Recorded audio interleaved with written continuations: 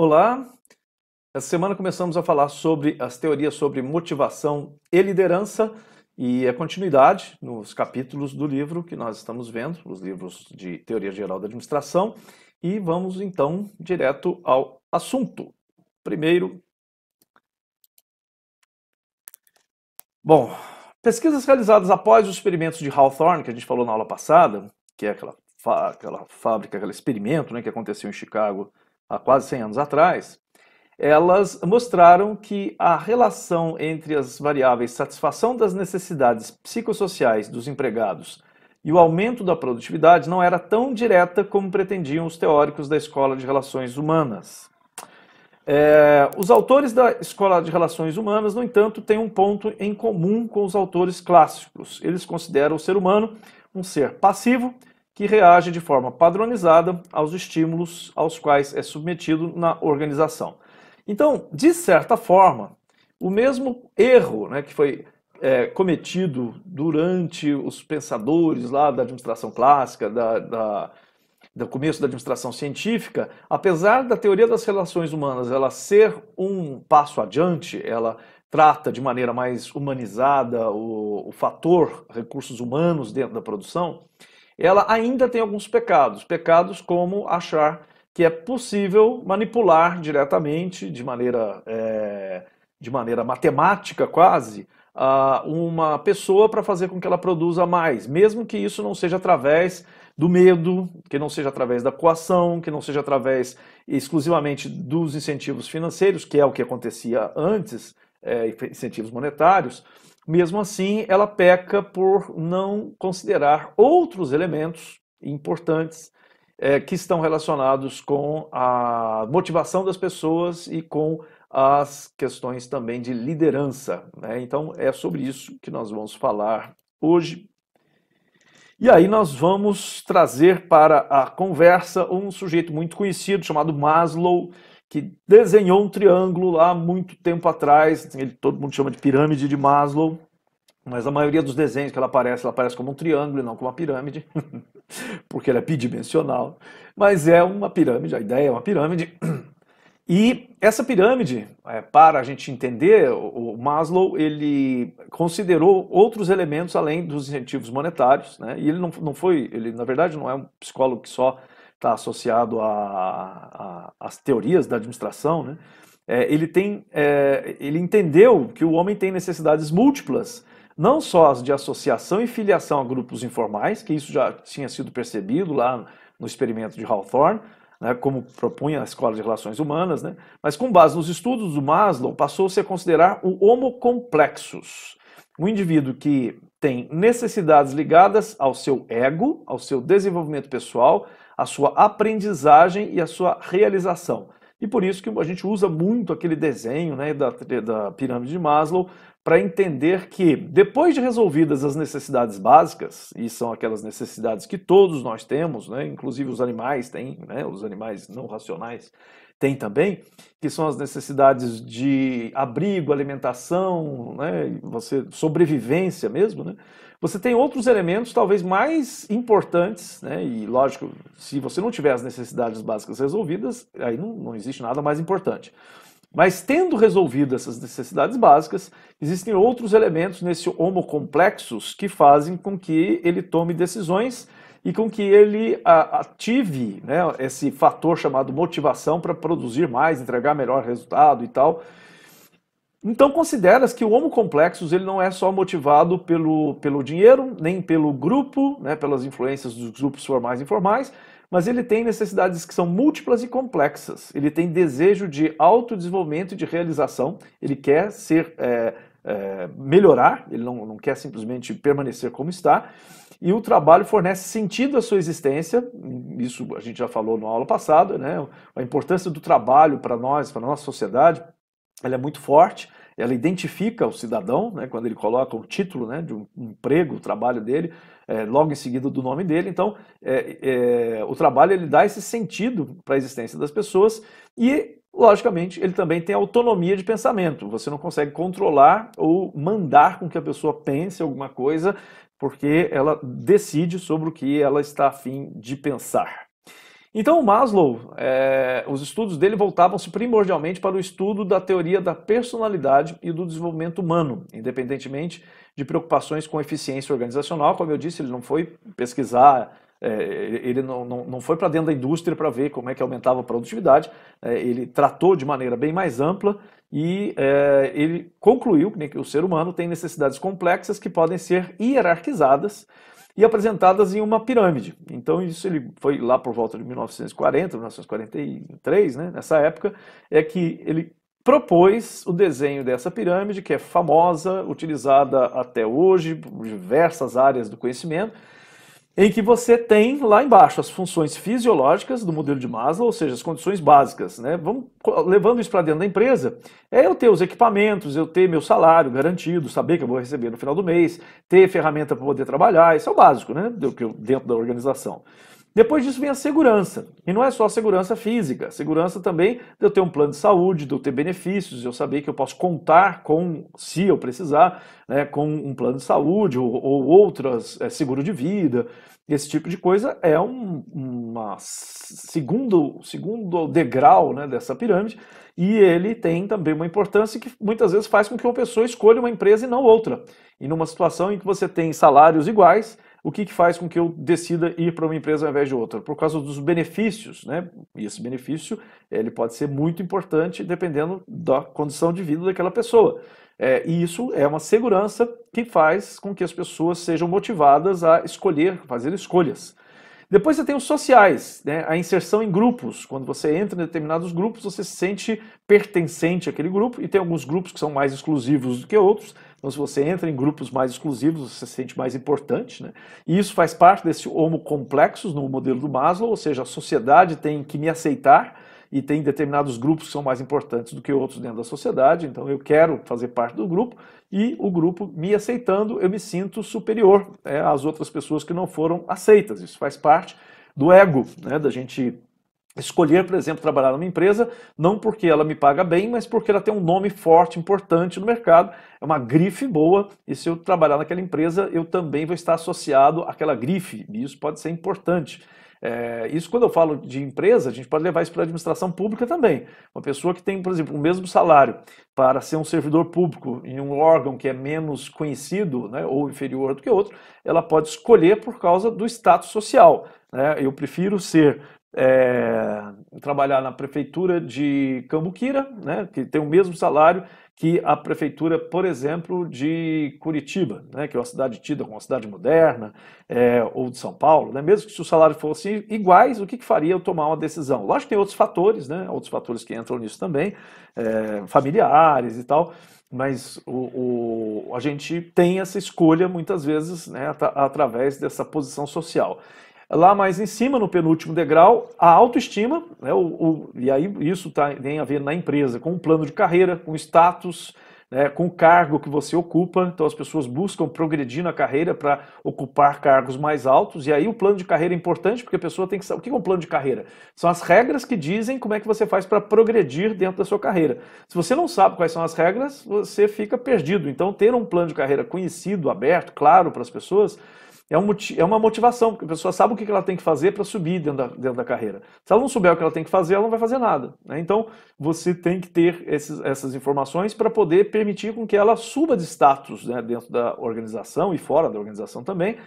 Então, isso é um fator que está lá no penúltimo degrau. E o último degrau, segundo Maslow, é a autorrealização ou aprendizagem. São pessoas que já estão no nível que todos os outros, né, básicos, os outros degraus de baixo já estão satisfeitos, e aí ela quer melhorar, ela quer se autorrealizar, sentir autorrealizada, falar, bom, agora sim, agora dei certo na vida, né? E aí eu quero. E aí existem alguns mecanismos, aqui no Brasil não é muito comum, mas em países como os Estados Unidos existe o ano sabático. São empresas que dão um ano de folga para o sujeito depois que ele faz 10, 15 anos na empresa.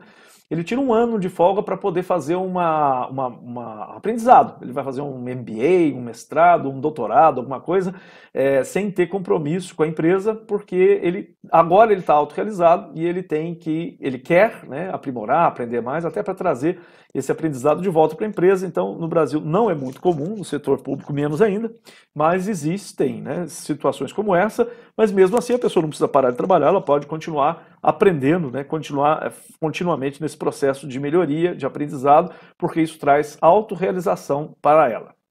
Existem várias teorias, né, usadas, né, dentro da administração em geral, que foram evoluindo com o tempo. E algumas teorias, elas são caixinhas, né? Então, teoria X e teoria Y é um exemplo disso, que são dois extremos e que lógico que a gente tem que pensar muito bem sobre isso, porque quando a gente fala sobre essas teorias, não existe nenhuma empresa que seja 100% teoria X, né? Nenhuma organização, nenhuma instituição que seja 100% teoria X e nenhuma que seja 100% teoria Y, ou seja, as pessoas estão em graus diferentes de distância entre a teoria X e a teoria Y, mas isso é interessante a gente entender essas teorias porque elas têm a ver com as discussões do Maslow, né? E vamos entender então com Douglas McGregor e as definições da teoria X e teoria Y.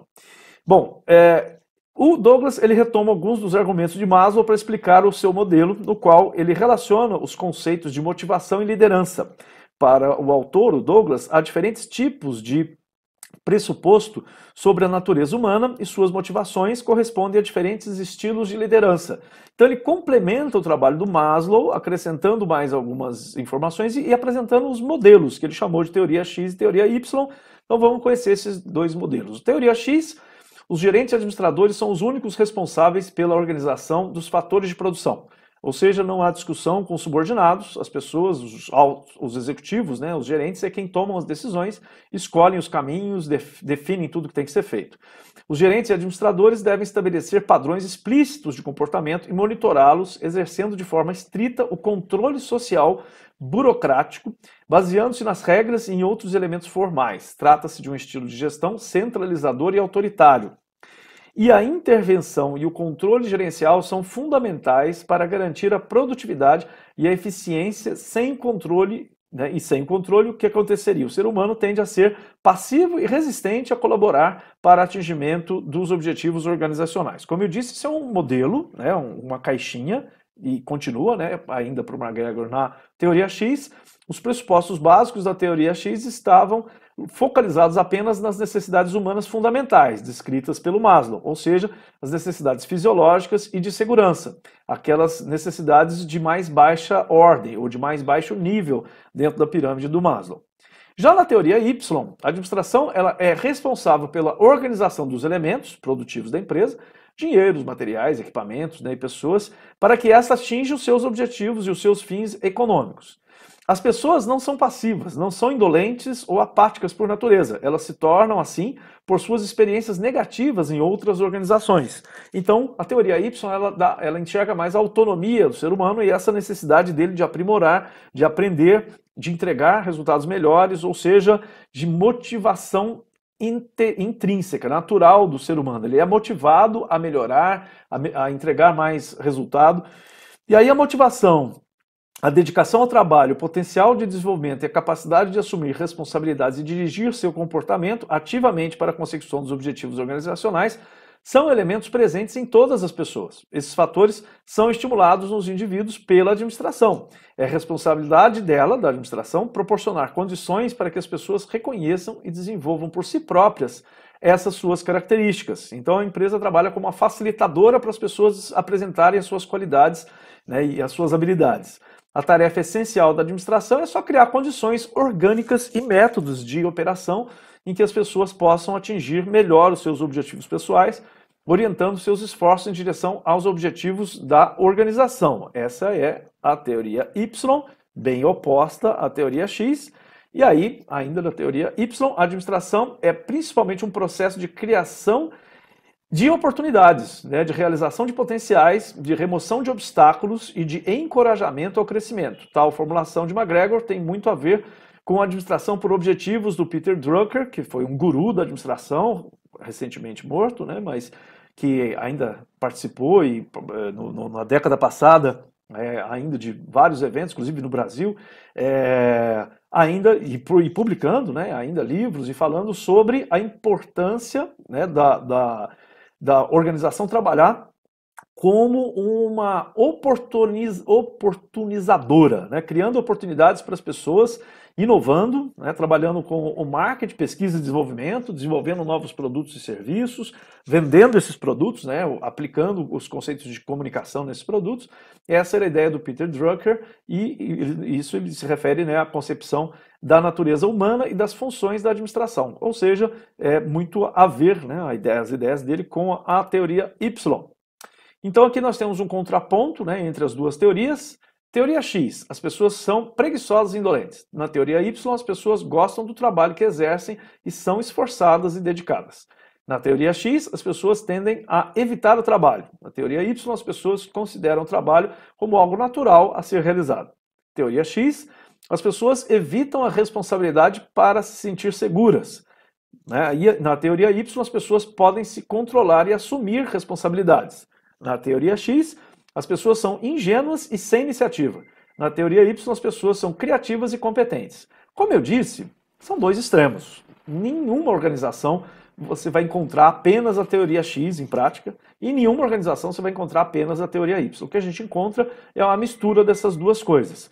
O que a gente viu ao longo do tempo, principalmente nas teorias relacionadas com motivação e liderança, que é o que nós estamos falando hoje, é que a teoria Y ela tem muito mais a ver com o modelo de gestão que nós trabalhamos, que nós usamos hoje em dia, do que a teoria X. A teoria X ela tem a cara da administração científica, lá do começo, do final do século retrasado, né, final do século XIX, começo do século XX, em que você precisava tirar a responsabilidade das pessoas porque elas eram incapazes por natureza. E você tinha que administrar com mão de ferro. Na teoria Y, autonomia, autogestão são as questões mais importantes e a gente está hoje, no momento atual, dentro de uma teoria mais próxima da Y. E por que não totalmente a Y? Porque também, como eu disse, a gente não pode ser ingênuo de achar que todas as pessoas são assim. Que todas as pessoas gostam do trabalho, que todas consideram o trabalho como algo natural, que todas querem melhorar, que todas têm autocontrole e que são responsáveis, porque não são.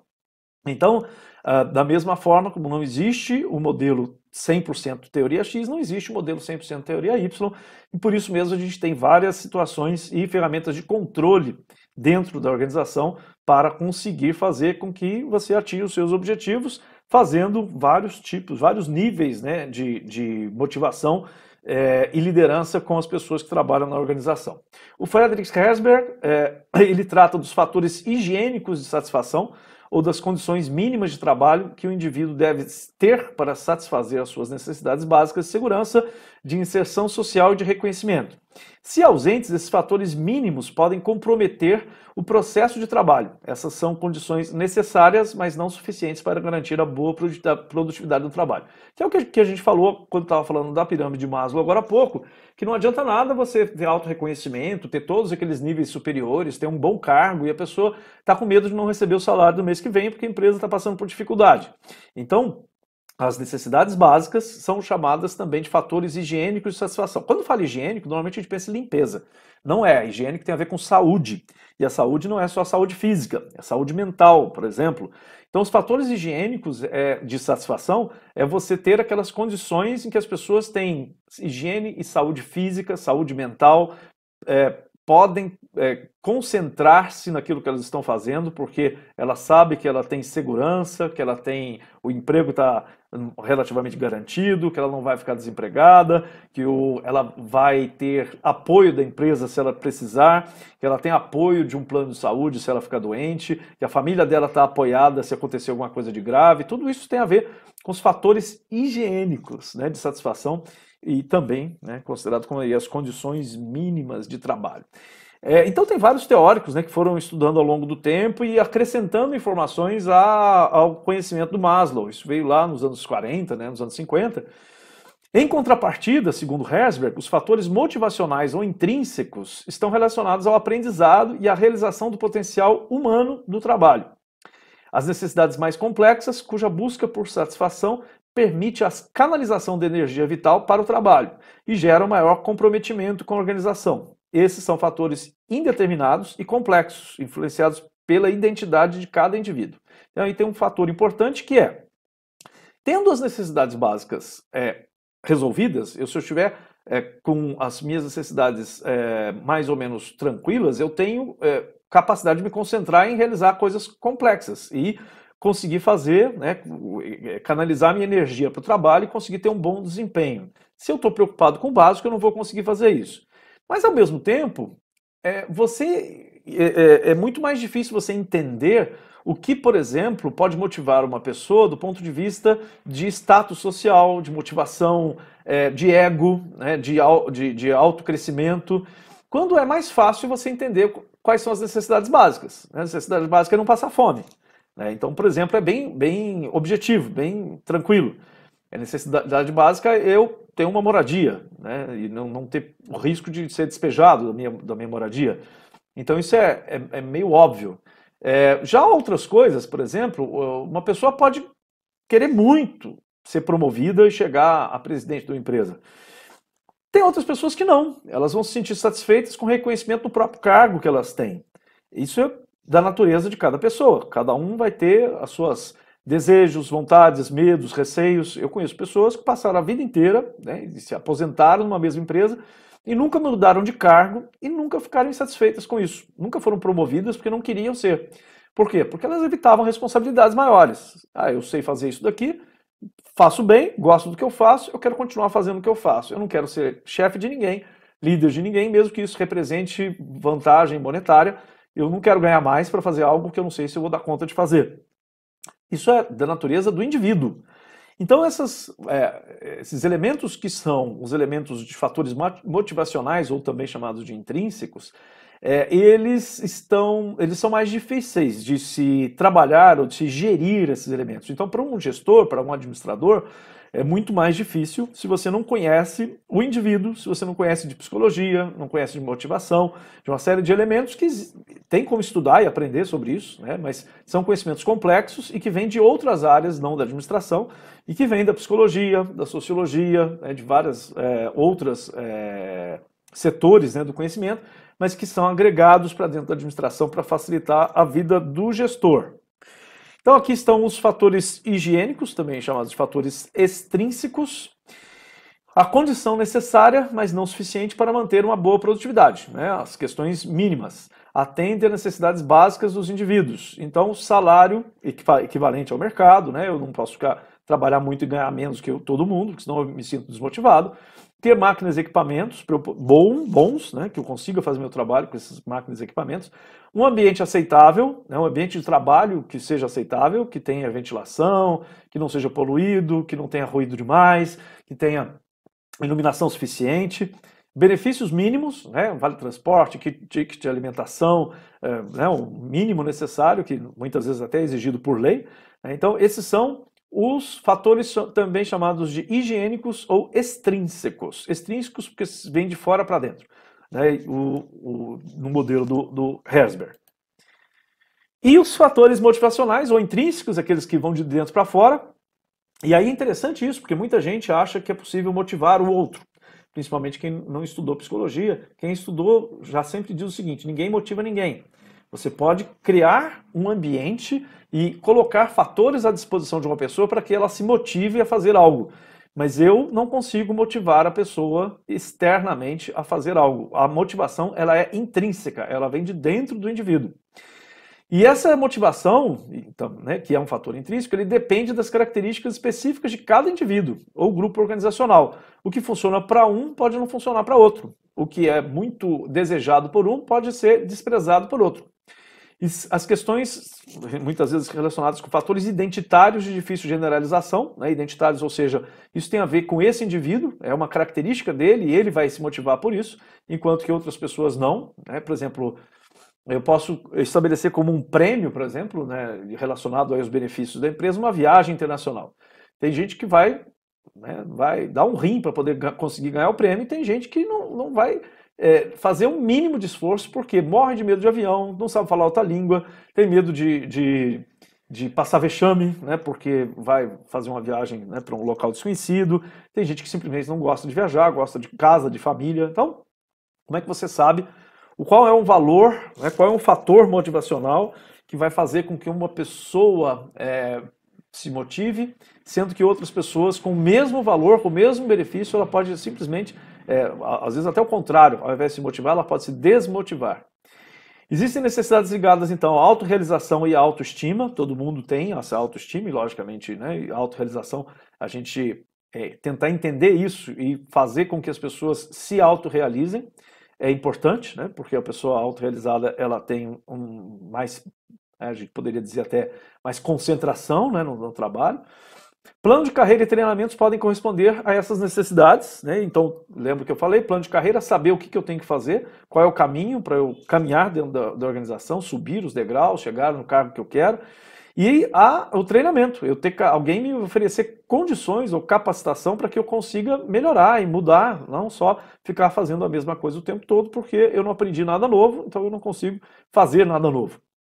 E fatores motivacionais, enquanto mantidos, eles retêm os indivíduos na organização. Então, é um outro ponto de vista para você trabalhar sobre a gestão, não só aumenta a produtividade, mas você, se você oferece esses fatores motivacionais para o trabalhador, lógico que ele vai escolher a sua ao invés de outra organização na hora de escolher onde vai trabalhar, e possivelmente ele não vai sair por qualquer oferta de 100, né, de 10, 100 reais a mais. Ele fala, não, eu gosto daqui porque aqui eu tenho capacidade de desenvolver meu potencial, sou reconhecido, então mesmo ganhando um pouco a mais em outra empresa, eu vou preferir ficar aqui, porque aqui eu tenho maiores recompensas que não são monetárias, mas que são importantes para mim.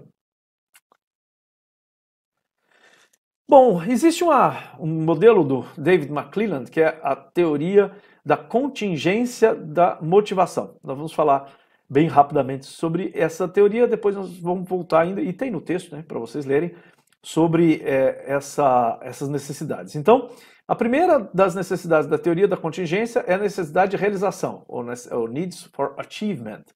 A segunda necessidade de poder, needs of power, e a necessidade de afiliação, needs of affiliation. Né? Então, você precisa, para como diz, ter essa motivação além das necessidades básicas, né? Isso a gente já está falando, das necessidades de nível mais superior, realização, poder e afiliação. Não necessariamente isso vai ser importante para todos. Como eu disse, nos níveis mais altos da hierarquia, da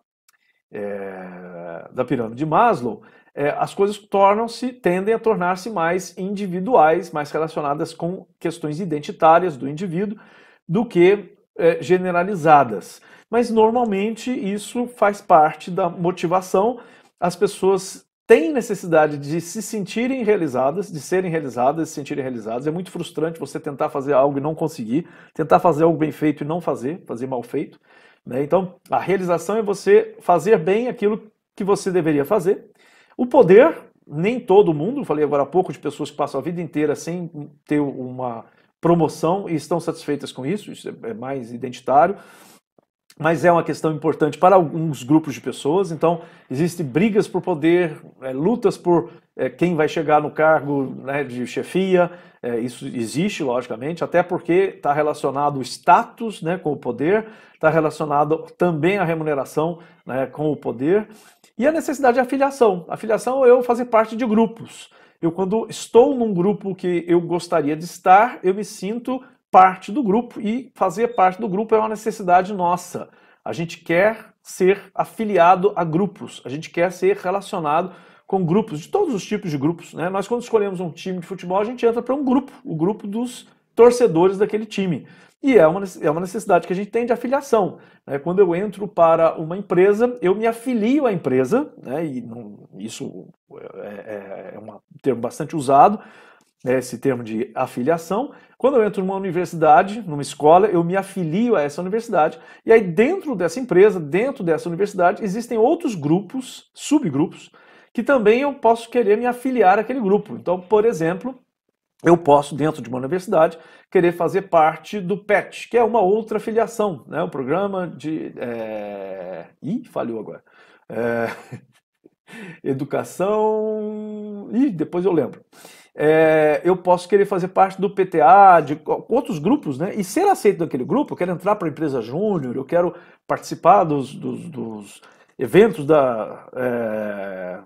dos jogos, né? Dos times da universidade. Cada time é um grupo, uma filiação, e eu tenho que ser aceito por aquele grupo. Então, a gente tem essas necessidades de afiliação e elas vão se tornar mais ou menos importantes de acordo com o indivíduo, e a organização tem que perceber isso e permitir que a pessoa se afilie, que ela mude, né, que ela entre e saia dos grupos, né, na medida da necessidade, do desejo dela, porque isso é também uma necessidade. E aí nós vamos falar então na próxima aula sobre a questão da gente adaptar-se às questões motivacionais, e vamos falar sobre o Agires, mas isso na próxima aula, na semana que vem. Hoje paramos por aqui.